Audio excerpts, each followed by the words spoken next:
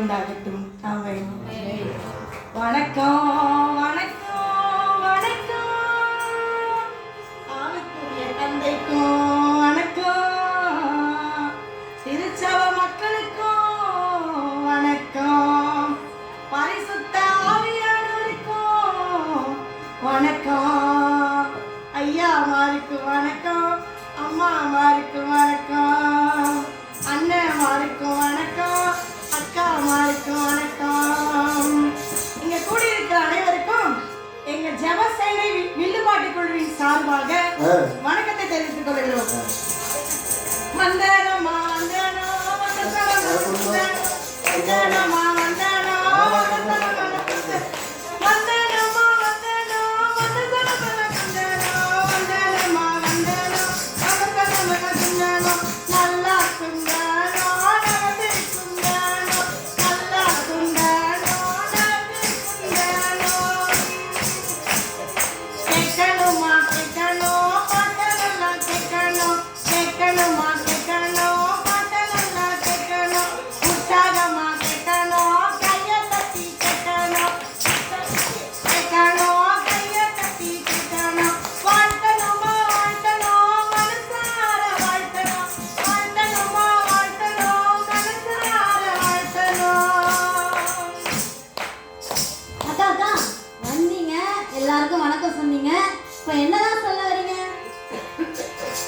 இப்ப எல்லாருக்கும் சந்தோஷமான, மகிழ்ச்சியான, இன்பமான, உண்மையான ஒரு நல்ல செய்தி சொல்ல போறேன். சொல்லட்டுமா?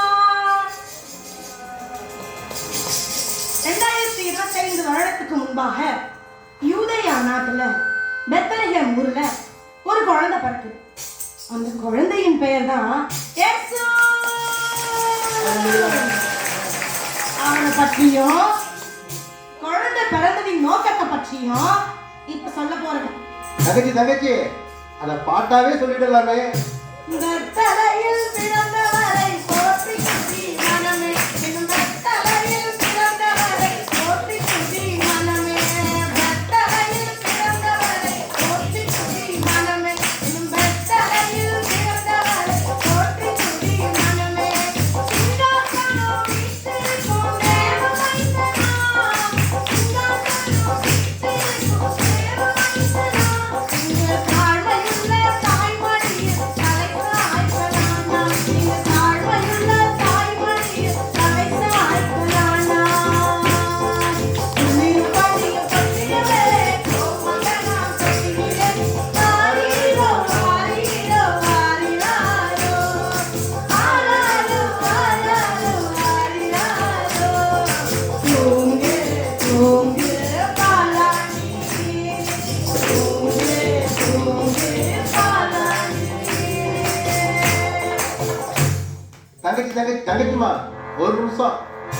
அவர் தான் சகலத்தையும் படைச்சாருன்னு பாடுறீங்க, ஆ தாய்மொழியில தாய்மொழியில் தலை சாச்சாருன்னு பாடுறீங்க. ஆ ஏன் எல்லாத்தையும் படைச்ச ஆண்டவர் மனுஷன் அந்த பூமியில இருந்து பிறக்கணும்? அப்படி கேளுங்க. இப்ப சொல்றேன் பாருங்க. பாவங்கள் போக்காவே சாபங்கள் நீக்காவே பூலோகம் வந்தாரையா, மனிதரை மீட்காவே பரலோகம் சேர்க்காவே சிலுவாயை சுமந்தாரையா, பாவங்கள் போக்காவே சாபங்கள் நீக்காவே பூலோகம் வந்தாரையா, மனிதனை மீட்காவே பரலோகம் சேர்க்காவே சிலுவாயை சுமந்தாரையா, நான் தேடி போகவில்லை, என்ன தேடி வந்தாரையா, நான் தேடி போகவில்லை, என்ன தேடி வந்தாரையா, எந்தன் இயேசுவே, எந்தன் இயேசுவே, எந்தன்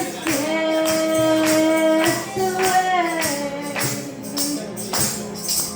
இப்ப என்ன சொல்ல வரேன்னா, சீக்கிரம் சொல்லுங்க, அதுக்கு தானே காத்திருக்கோம். சொல்றேன். இந்த உலகத்துல பிறந்த எல்லாருக்கும் ஒரு நோக்கம் இருக்கும். ஆனா நோக்கத்தோடையே பிறந்தது நோக்கத்தோடையே பிறந்தது நம்ம இயேசுதான். தங்கச்சிம்மா, எல்லாருக்கும் பிறந்த பிறகுதான் அவர்களுக்கான நோக்கம் உண்டாகும். ஆனா பிறக்கும் போதே நோக்கத்தோட பிறக்க முடியுமா? ஓ, நீங்க அப்படி கேக்குறீங்களா? இப்ப நான் பாண்டதை கேட்டிருப்பீங்களே. ஓ, கேட்டேனே. அதுல பாவங்கள் போக்கவே சாபங்கள் நீக்கவே பூலோகம் வந்தாரையா. கவனிச்சீங்களா? என்னம்மா சொல்றீங்க? நம்ம பாவத்தையும் நம்ம சாபத்தையும் மாத்திரத்துக்கு மன்னிக்கிறதுக்கும் கடவுள் வரணுமா அந்த பூமிக்கு? என்ன சொல்றீங்க?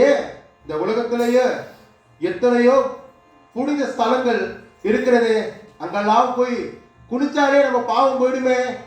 இல்லைன்னா தான தர்மம் பண்ணனா நம்ம பாவத்தை போக்கிக்கலாமே. அதை விட வேணாங்க காசு இருந்தா ஏசியை வாங்கிக்கலாமே. அதனால நான் காசை வச்சு பாவ மன்னிப்பு சிட்டு வாங்கி நான் பாவ மன்னிப்பு கேட்டு நான் பாவத்தை போக்கிக்கலாமே. சரியாதான் கேக்குறீங்க. சரி, சொல்றேன் கேளுங்க. இந்த கேள்விக்கு பரிசுத்த வேதாகமத்திலிருந்து ஒரு பதில் சொல்றேன். கொலோசையர் 1ஆம் அதிகாரம் 14ஆம் வசனத்துல குமாரனாகிய அவருடைய இரத்தத்தினாலே பாவ மன்னிப்பாகிய மீட்பு நமக்கு உண்டாயிருக்கிறது. அதாவது இயேசுவுடைய இரத்தத்தினால மாத்திரமே நம்மளுடைய பாவத்துக்கான மீட்பு நமக்கு உண்டாயிருக்கிறது. என்ன சொல்றீங்க? ரத்தத்தினால பாவம் மன்னிப்பா? ஆமா. இங்க எல்லா வேதங்களும் சுத்தமான ரத்தத்தினாலதான் பாவங்கள் மன்னிக்கப்படும்னு சொல்றது. அதனாலதான் எல்லாரும் ஆடு கோழின்னு பலி செலுத்துறாங்க. இப்பெல்லாம் ஒரு படி மேல போய் சிறு பிள்ளைங்க பச்சிள குழந்தைகள்னு நரபலி கொடுக்கறாங்க. 6 அறிவுள்ள நம்ம செஞ்ச பாவத்துக்கு 5 அறிவுள்ள வாயில்லாத ஜீவனுடைய ரத்தமும் 1 அறியாத குழந்தைகளுடைய ரத்தமும் எப்படி நம்ம பாவத்தை போக்கும்? இந்த மனித இனத்தின் பாவங்களை மன்னிக்க பரிசுத்த ரத்தம் ஒன்றே தேவைப்படுகிறது. இந்த உலகத்தில் பிறந்த யாரிடமும் பரிசுத்தமான ரத்தம் இல்லை. அதனாலதான் இறைவனே இந்த உலகத்தில் மனிதனாக பிறந்தார். அவர் பிறப்பே பரிசுத்தம். எனவே அவருடைய ரத்தம் ஒன்றே நம்முடைய பாவத்தை மன்னிக்கும். ஆட்டு ரத்தமோ கோழி ரத்தமோ பாவத்திலிருந்து விடுதலை தராது. நமக்கு விடுதலை தரும் ரத்தம் அது இயேசுவின் ரத்தம் மட்டுமே. ஆட்டு ரத்தம் கோழி ரத்தம் விடுதலை இல்ல. ஆட்டு ரத்தம் கோழி ரத்தம் விடுதலை இல்ல. மனுஷ ரத்தம் மிருக ரத்தம் விடுதலை இல்ல.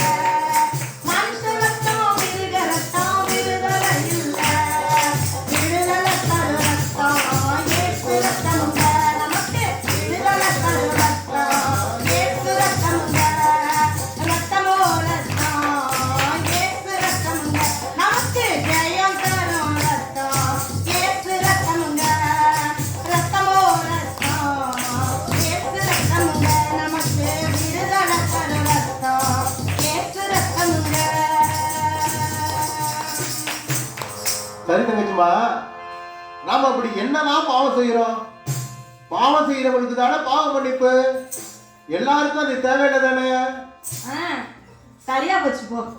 இப்படிதான் நாம எல்லாரும் நினைக்கிறோம். ஆனா அது ரொம்ப தப்பு. நாம 2 முறையில பாவத்துக்குள்ளாகிறோம். சொல்லட்டுமா? 1 முன்னோர்கள் செய்த பாவத்தினாலும், 2வது நாம நம்மளுடைய படைச்ச உண்மையான தெய்வத்தை அறிந்து கொள்ளாமலும் அறிந்து கொள்ள விரும்பாமலும் இருக்கிறதுனால. என்னம்மா தங்கச்சி சொல்ற? எனக்கு ஒண்ணுமே புரியல. சரி சரி, இருங்க தெளிவா சொல்றேன். முதலாவது, நம்ம முன்னோர்கள் எப்படி பாவத்துக்கு உள்ளாகிறோம்னு பார்ப்போமா? நம்ம பெற்றோர்கள் அவர்களின் பெற்றோர்கள் செய்த பாவங்கள் எல்லாம் அவர்களுடைய இரத்த பந்தத்தின் மூலமாக நம்மை தொடரும். அது எப்படி தங்கச்சிமா? நீங்க நல்லா யோசிச்சு பாருங்களேன். உங்க அப்பாவோட உங்க தாத்தாவோட பழக்கங்கள் சுபாவங்கள் உங்ககிட்டயும் இருக்குமே. சரி தங்கச்சிமா, இரண்டாவது ஏதோ சொன்னீங்களே. ஆமா, அதுதான் ரொம்ப முக்கியம். நம்ம படைத்த உண்மையான தெய்வத்தை நாம அறியாம அவரை அறிய விரும்பாமலும் இருப்பது பாவம். நான் ஒன்று சொல்றேன், யோசிச்சு பாருங்க. நீங்க உங்க குழந்தைய பெத்து ஆசையா பார்த்து பார்த்து வளர்க்குறீங்க.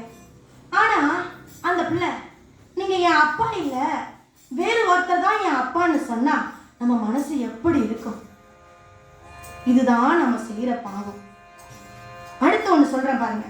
சமையலுக்கு அரிசியிலிருந்து ஆயில் வரைக்கும் அது நல்லதா, சுத்தமானதா, உண்மையானதா என்று யோசிச்சு சோதிச்சு பார்த்து வாங்குறோம்ல. என்ன அண்ணங்களை, நாம மட்டும் என்ன, சைக்கிள்ல இருந்து கார் வரைக்கும் என்ன நன்மை இருக்கு என்ன தீமை இருக்குன்னு யோசிச்சு தானே வாங்குறோம். ஆனா அந்த ஆர்வம் உண்மையான தெய்வத்தை அறிந்துக்கிறதுல இல்லையே, தெய்வத்தை அறிந்துக்கிறதுல இல்லையே. ஏன் தெரியுமா? அதுதான் சாத்தானுடைய சூழ்ச்சி. நாம உண்மையான தெய்வத்தை அறிஞ்சுக்கிட்டா நம்ம வாழ்க்கை மாறிடும், நம்ம பாவம் நீங்கிடும், நமக்கு பரலோக வாழ்வு கிடைச்சிடும். அதனாலதான் பிசாசு நம்ம மனதின் கண்களை அடைச்சு வச்சிருக்கான். அக்கா, அப்ப இயேசு நம்மள பாவத்தில இருந்து மீட்டு பரிசுத்தமாக்கதான் பிறந்தார், அப்படிதானே அக்கா? அடடா, அருமையா புரிஞ்சுக்கிட்டீங்களே. அக்கா அக்கா, அதை ஒரு பாட்டாவே பாடுங்களேன். பாவ உலக மானிடர் மேல் பாசம் அடைந்தவரே, பாவ உலக மானிடர் மேல் பாசம் அடைந்தவரே, மனக்காரிருளை எம்மில் நீக்கிருளை ஆதோதியாய் திகழ்ந்தார், மனக்காரிருளை எம்மில் நீக்கிருளை ஆதோதியாய் திகழ்ந்தார், ஆதோதியாய் திகழ்ந்தார், திகழ்ந்தார், திகழ்ந்தார், வானவர் புவி மாடிட புகழ் பாடிட திகழ்ந்தார், வானவர் புவி மாடிட புகழ் பாடிட திகழ்ந்தார். அக்கா அக்கா, இப்பவே இயேசுவை பார்க்க போல தோணுதே. அப்படியா? ரொம்ப சந்தோஷம். அதுக்கு ஒரு வழி இருக்கு. என்னக்கா வழி இது? அதுவா சொல்றேன் கேளுங்க. பரிசுத்த வேதாகமத்துல ஒரு வசனம் இருக்கு. பரிசுத்தம் இல்லாமல் ஒருவனும் தேவனை தரிசிக்க முடியாது. அப்படின்னா நாம நம்முடைய பாவத்தை எல்லாம் விட்டு இயேசுவை ஏற்றுக்கொண்டு பரிசுத்தமாய் வாழ்ந்தாதான். ஏக்கா நிறுத்திட்டீங்க, மீதிய சொல்லுங்க. இன்ப இயேசு ராஜாவை நான் பார்த்தா போதும், மகிமையில் அவரோடு நாம் வாழ்ந்திடுவோம். இன்ப இயேசு ராஜாவை நாம் பார்த்திடுவோம், மகிமையில் அவரோடு நாம் வாழ்ந்திடுவோம். நித்தியமா மோட்சத்தை சேர்த்திடுவோம், நித்தியமா மோட்சத்தை சேர்த்திடுவோம். அல்லேலூயா கூட்டத்தில் நாம் மகிழ்ந்திடுவோம், அல்லேலூயா கூட்டத்தில் நாம் மகிழ்ந்திடுவோம். இந்த இயேசு ராஜாவை நாம் பார்த்திடுவோம், மகிமையில் அவரோடு நாம் வாழ்ந்திடுவோம்.